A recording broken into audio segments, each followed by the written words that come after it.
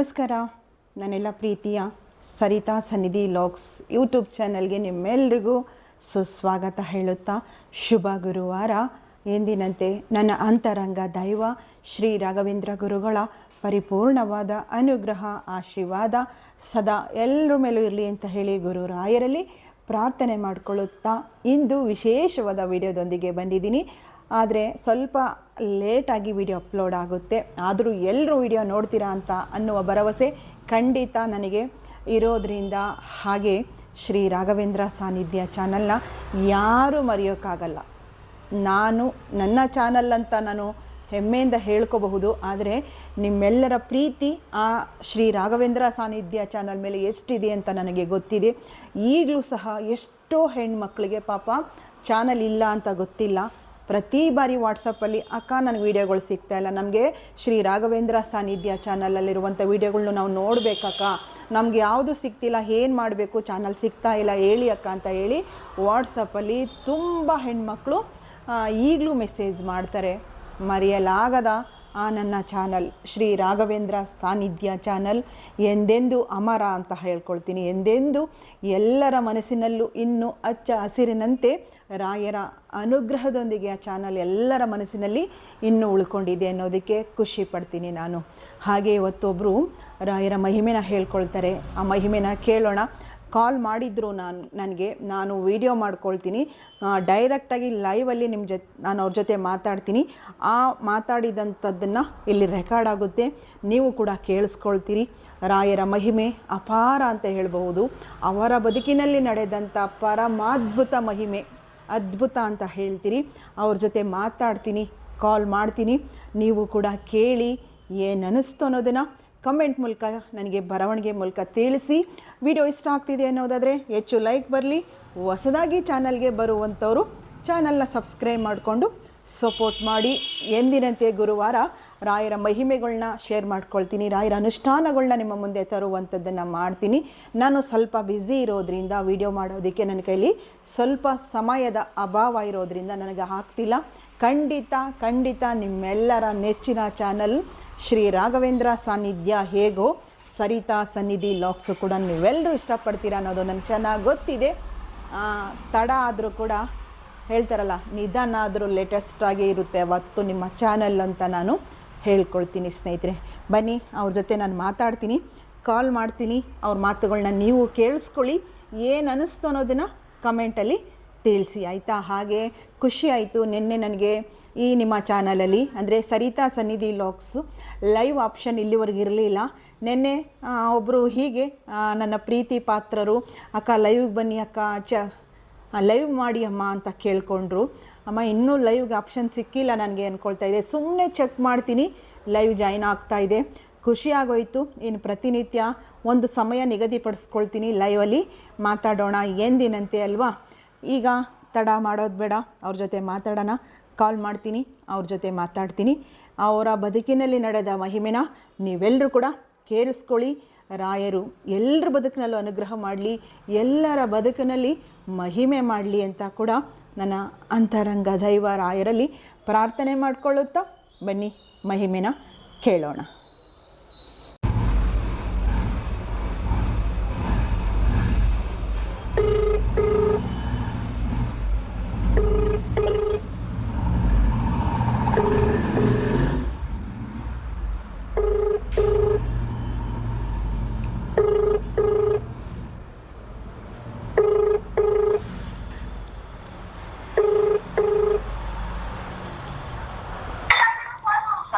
Hello, ಹೇಳಿ. ಆಯ್ತಾ coffee ಎಲ್ಲ ಆಯಿತು, ಪೂಜೆ ಆಯಿತು. ನಿಮ್ಮ ಬದುಕಿನಲ್ಲಿ ಮಹಿಮೆ ನಡೆದಿರೋದನ್ನ ಗೋಧೂಳಿ ಸಮಯದಲ್ಲಿ ನನ್ನ ಚಾನಲ್ನ ವೀಕ್ಷಣೆ ಮಾಡೋರು ಕೇಳಬೇಕು ಅನ್ನೋದು ರಾಯರ ಇಚ್ಛೆ ಇರಬಹುದು. ನಿಮಗೆ ಕಾಲ್ ಮಾಡಿಸಿದ್ದಾರೆ, ಮಾತಾಡಬೇಕು. ಆರಾಮಿದ್ದೀರಾ? ನಾವು ಆರಾಮಾಗಿದ್ದೀವಿ, ನೀವು ಆರಾಮಾಗಿದ್ರೆ ನಾವು ಆರಾಮಾಗಿದ್ದಂಗೆ. ಖಂಡಿತ ಎಲ್ಲರೂ ಚೆನ್ನಾಗಿರೋಣ. ಮನೇಲಿ ಎಲ್ಲರೂ ಆರಾಮಿದ್ದಾರಲ್ವಾ? ಎಲ್ಲ ಆರಾಮಾಗಿದ್ದಾರೆ. ದೇವಸ್ಥಾನಕ್ಕೆ ಹೊರಟಿದ್ದಾರೆ, ರಾಯರ ದೇವಸ್ಥಾನಕ್ಕೆ. ನೋಡಿದ್ರಾ ಯಾವ ಟೈಮಲ್ಲಿ ಫೋನ್ ಮಾಡಿದ್ದೀನಿ? ಈಗ ಅದೇ ಕರೆದ್ರು, ಇಲ್ಲ ನಾನು ಮಾತಾಡ್ಬೇಕು, ನೀವು ಹೋಗ್ಬಿಟ್ಟು ಬನ್ರಿ ಅಂತ ಹೇಳ್ತಾ ಇದ್ದೆ. ನೋಡಿ, ಇದು ಶ್ರೀ ರಾಘವೇಂದ್ರ ಸಾನ್ನಿಧ್ಯ ಚಾನಲ್ನ ಯಾರೂ ಮರೆಯೋಕ್ಕಾಗಲ್ಲ. ಹಾಗೆ ಸರಿತಾ ಸನ್ನಿಧಿ ಲಾಗ್ಸಲ್ಲಿ ಮಹಿಮೆ ಪ್ರಥಮವಾಗಿ ನಿಮ್ಮ ಮಹಿಮೆನೇ ಚಾನಲಲ್ಲಿ ಶೇರ್ ಆಗ್ತಾ ಇದೆ. ಅದರಲ್ಲೂ ರೆಕಾರ್ಡು ನೇರವಾಗಿ ನಾನು ರೆಕಾರ್ಡ್ ಮಾಡ್ತಾ ಇದ್ದೀನಿ. ನಿಮ್ಮ ಮಾತನ್ನು ವೀಕ್ಷಕರು ಹಾಗೆ ಕೇಳಿಸ್ಕೊಳ್ತಾರೆ. ಹಾ ಸರಿ ನಿಮ್ಮ ಬದುಕಿನಲ್ಲಿ ಏನು ನಡೀತು, ನಿಮಗೆ ಏನು ರಾಯರ ಅನುಗ್ರಹ ಮಾಡಿದ್ರು, ಸಂಕ್ಷಿಪ್ತವಾಗಿ ಹೇಳ್ಕೊಳ್ಳಿ. ಹೇಳ್ತೀನಿ. ನಮ್ದು 2ನೇ ಮಗನ್ ಮದ್ವೆ ಆಗ್ಬೇಕಾಗಿತ್ತು. ಹ್ಞೂ ಆದ್ರೆ ಅವನು ಮದ್ವೆ ಬೇಡ ಅಂದನು. ಆಮೇಲೆ ರಾಯರು 11 ದಿನ ಪೂಜೆ ಮಾಡ್ದೆ. ನೀವ್ ಹೇಳ್ಕೊಟ್ಟಿದ್ರಿ 11 ದಿನ ಪೂಜೆ ಮಾಡಿ ಅಂತ. ದೀಪದ 5 ದೀಪದ ಮಣ್ಣಿಂದ ದೀಪದ ಆರಾಧನೆ ಮಾಡ್ರಿ ಅಂತ ಹೇಳಿದ್ರಿ. ಅದನ್ನ ನಾನು ಮಾಡ್ದೆ. ಅಷ್ಟೊತ್ತಲ್ಲಿ 11 ವಾರ 10 ವಾರಕ್ಕೂ ಏನು ಕಾಣ್ಲಿಲ್ಲ, ಏನು ಸೂಕ್ಷ್ಮ ಬರ್ಲಿಲ್ಲ. 11ನೇ ವಾರಕ್ಕೆ ಯಾರ ಕಡೆಯಿಂದ ನಾನ್ ಕೇಳ್ದೆ ರಾಯರಿಗೆ, ಏನಕ್ಕೆ ರಾಯರೇ ಈ ತರ ಇನ್ನ ನೀವು ಸೂಕ್ಷ್ಮ ಕೊಟ್ಟಿಲ್ಲ ಅಂದಿದ್ದಕ್ಕೆ 11ನೇ ವಾರಕ್ಕೆ ಸೂಕ್ಷ್ಮ ಬಂತು ರಾಯರ ಕಡೆಯಿಂದ. ಬೇರೆ ಯಾರ ಕಡೆಯಿಂದನೂ ಯಾಕೆ ಎಂಗೇಜ್ಮೆಂಟ್ ಮಾಡಲ್ವಾ ಅಂತ ಅವತ್ತಂದ್ರು, ಅವರೇ ಅಂದ್ರು. ಅವತ್ತು ಬೆಳಿಗ್ಗೆನೆ ಹೋಗಿ ನಾವ್ ಎಂಗೇಜ್ಮೆಂಟ್ ಮಾಡ್ಕೊಂಡು ನೋಡಿ, ಒಂದಿಂದಲೇ ನಡೆದೋಯ್ತು.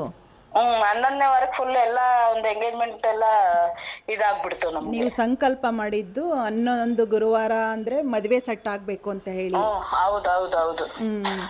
ಅದಾಯ್ತು. ಮತ್ತೆ ಅದು ಎಂಗೇಜ್ಮೆಂಟ್ ಎಲ್ಲ ಆಯ್ತು, ಮದ್ವೆ ಫಿಕ್ಸ್ ಆಯ್ತು. 25, 26 ಮದ್ವೆ ಫಿಕ್ಸ್ ಆಯ್ತು.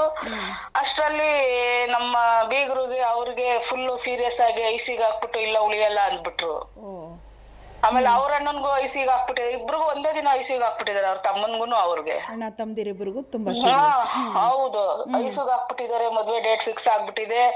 ಏನಪ್ಪಾ ಮಾಡೋದು ರಾಯರೇ, ಇಷ್ಟೆಲ್ಲಾ ಮಾಡ್ಬಿಟ್ಟು ತೀರಾ ಲಾಸ್ಟ್ ಹಿಂಗ್ ಮಾಡ್ಬಿಟ್ರಲ್ಲಪ್ಪ ರಾಯರೇ ಅಂತ ಕೈ ಮುಕ್ಕೊಂಡು ಅವ್ರ ಹೆಸರಲ್ಲಿ ನಾನು 5 ಮಣ್ಣಿನ ದೀಪ ಹಚ್ತೀನಪ್ಪ ಅಂತ ಹೇಳಿ ಅರ್ಕೆ ಎಲ್ಲ ಮಾಡ್ಕೊಂಡೆ. ಆಮೇಲೆ ಸರಿ ಹೋಗ್ಬಿಟ್ರು. ಹುಷಾರಾದ್ರು ಅವರು ಕೂಡ. ಅವರು ಹುಷಾರಾದ್ರು. ರಾಯರು ಮಹಿಮೆ ಹೇಳ್ಬೇಕು ಅಂದ್ರೆ ನನಗ್ ಜಾಸ್ತಿ ಪವಾಡ ಆಗಿರೋದು ಅಂತ ಹೇಳ್ಬೇಕು ಅನ್ನೋದು ಅಲ್ವಾ. ಅವ್ರು ಒಮ್ಮೆ ಕೈ ಹಿಡಿದ್ರೆ ಬಿಡೋ ಮಾತೇ ಇಲ್ಲ. ಮನೆ ಬೆಳಕು ಮಾಡಿದ್ರು, ಮನೇಲಿ ಶುಭ ಕಾರ್ಯ ನಡೆಸ್ಕೊಟ್ರು, ಮಕ್ಳು ಒಂದ್ ದಾರಿ ಮಾಡಿದ್ರು ರಾಯರು. ನೀವ್ ಹೆಂಗ್ ಹೇಳ್ಕೊಡ್ತಿದ್ರು ಸಂಕಲ್ಪಗಳು, ನಾವ್ ಹಂಗೆ ಮಾಡಿ ನಮ್ ಹುಡುಗರು ನಮ್ಮ ಮನೆಯಲ್ಲಿ ಹಂಗೆ ಬೆಳಕಾಗಿದೆ ನಮ್ಗೆ. ನೋಡಿ, ರಾಯರು ನಿಮ್ಗೆ ಪೂರ್ಣವಾಗಿ ಅನುಗ್ರಹ ಮಾಡ್ಬಿಟ್ರು ನಿಮ್ ಕುಟುಂಬದ ಮೇಲೆ. ಹೌದು, ನಿಜವಾಗ್ಲು ನೀವ್ ಹೇಳ್ಕೊಟ್ಟಿದ್ದು ಸಂಕಲ್ಪ ಸೇವೆಗ್ ಮಾತ್ರ ಅದು ಯಾರೇ ಮಾಡ್ಲಿ 100ಕ್ಕೆ 100% ಹಾಗೆ ಆಗುತ್ತೆ. ಎಲ್ಲ ನೋಡಿ, ಎಲ್ಲ ರಾಯರ ಮಹಿಮೆ, ಅವ್ರಿಚ್ಛೆ, ಅವ್ರ ಅನುಗ್ರಹ ಅಂತಾನೆ ಭಾವಿಸ್ಬೇಕು. ನೋಡಿ, ನನ್ನ ಚಾನಲ್ ಮೂಲಕ ನಿಮ್ಮ ಮಹಿಮೆನೇ ಫಸ್ಟ್ ಹೇಳಬೇಕು ಅನ್ನೋದೇ. ನೋಡಿ, ಎಷ್ಟು ದಿನದಿಂದ ನಾನು ಗುರುವಾರ ನನ್ನ ಚಾನಲ್ ಶುರು ಮಾಡಿ ಸುಮಾರು 1 ತಿಂಗಳ ಮೇಲೆ ಆಯಿತು. ಯಾವ ಮಹಿಮೆನೂ ನಾನು ಅನ್ಕೊಳ್ತಾ ಇದ್ದೆ, ಗುರುವಾರ ಎಂದಿನಂತೆ ರಾಯರ ಮಹಿಮೆನ ಶೇರ್ ಮಾಡ್ಕೊಳ್ಳೇಬೇಕು ಅಂತ. ಅದು ನೀವೇ ಪ್ರಥಮವಾಗಿ ಹೇಳ್ಬೇಕು ಅಂತ ರಾಯರ ಆಜ್ಞೆ ಇತ್ತು. ನೋಡ್ಕೊಳ್ಳಿ, ರಾಯರಿದ್ದಾರೆ, ನಮಗ್ ರಾಯರಿದ್ದಾರೆ, ನಮ್ಮ ಮನೇಲಿ ಇದಾರೆ, ಮನದಲ್ಲಿದ್ದಾರೆ. ಹೌದು, ಮನೆಗ್ ನಮ್ ರಾಯರು ಯಾವಾಗ ಬಂದ್ರು ಬಿಡ್ರಿ. ಯಾವಾಗ ನೀವು ನಮ್ ಪಾಪು ಇನ್ನ ಆಗಿರ್ಲಿಲ್ವಲ್ಲ, ಅವಾಗ ಸಂಕಲ್ಪಗಳು ಹೇಳ್ಕೊಟ್ರು. ನಿಮ್ ಕಡೆಯಿಂದ ನಾವ್ ಸಂಕಲ್ಪ ಮಾಡಿ ನಮ್ಮ ಮನೇಲಿ ಮಗು ಬಂತ, ಅವಾಗನೇ ರಾಯರು ಬಂದ್ರು ನಮ್ಮ ಮನೆಗೆ. ಹೌದು, ನಿಮ್ಮನ್ನ ಕೈ ಹಿಡಿದು ಬಿಟ್ಟಿದ್ದಾರೆ ಬಿಡಿ. ತಾಯಿ ತಮ್ಮ ಮಕ್ಳ ಕೈ ಹಿಡ್ದ ಹಾಗೆ, ಅವ್ರು ಬಿಡೋ ಮಾತೇ ಇಲ್ಲ ಇನ್ನು. ಹೌದೌದು. ಹೀಗೆ ನೀವು ತುಂಬಾ ಬಾರಿ ತಿಂಗಳಿಗೆ 1-2 ಸಲನಾದ್ರೂ ಮಂತ್ರಾಲಯಕ್ಕೆ ಹೋಗ್ತಾ ಇದೀರಿ ಈಗಂತೂ. ಹೌದು. ನಾವು ಇವತ್ತು 15 ದಿವಸದಲ್ಲಿ ತಿರುಪತಿಗೆ ಹೋಗಿದ್ವಿ. ಹೋದ್ ತಿಂಗಳಲ್ಲಿ ಮಂತ್ರಾಲಯಕ್ಕೆ ಹೋಗಿದ್ವಿ. ಮತ್ತೆ ಬರೋ ತಿಂಗಳು ಹೋಗೋಣ ಕಣಮ್ಮ, ಜನವರಿಗೆ ಪಾಪ ಕೂದ್ಲು ಕೊಡೋಣ ಮಂತ್ರಾಲಯದಲ್ಲಿ ಅಂತ ಹೇಳಿದ್ದಾರೆ. ನೋಡಿ, ನೀವು ಅನ್ಕೊಂಡಿದ್ರ ಕೆಲವರು ರಾಯರು ಮಂತ್ರಾಲಯದಿದ್ದಾರೆ ಅಂತ ಗೊತ್ತು, ತುಂಬಾ ವ್ಯವಸ್ಥಿತವಾಗಿ ಆರ್ಥಿಕವಾಗಿ ಕೂಡ ತುಂಬಾ ಬಲಿಷ್ಠರಿರ್ತಾರೆ. ಆದ್ರೂ ಒಮ್ಮೆನೂ ಮಂತ್ರಾಲಯಕ್ಕೆ ಹೋಗಕ್ಕಾಗಲ್ಲ ಅವ್ರುಗಳು.